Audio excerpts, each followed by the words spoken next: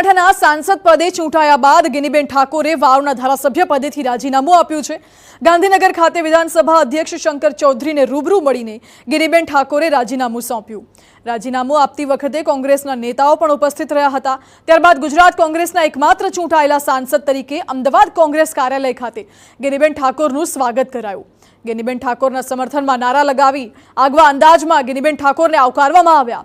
ગુજરાત કોંગ્રેસના નેતાઓ અને પ્રભારી મુકુલ વાસનિક પણ કોંગ્રેસ કાર્યાલયે ઉપસ્થિત રહ્યા હતા।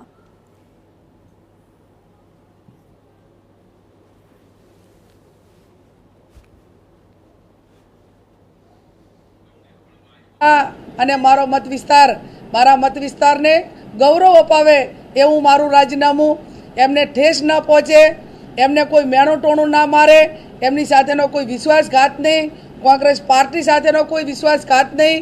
અને જે પબ્લિકે એક ગરીબ સમાજની દીકરીને 6 કરોડ પ્રજાના પ્રતિનિધિ તરીકે પણ જોઈ અને એ જ ગરીબ સમાજની દીકરીને 140 કરોડના પ્રજાના પ્રતિનિધિ તરીકે જ્યારે એક ચૂંટીને મૂકી હોય ત્યારે મારા માટે એ કોંગ્રેસ પાર્ટીનો એક વર્કર કે જે કોંગ્રેસ પાર્ટીનું ઋણ એ અમારા ઉપર, અમારા આગેવાનો ઉપર, મારા વ્યક્તિગત ઉપર છે।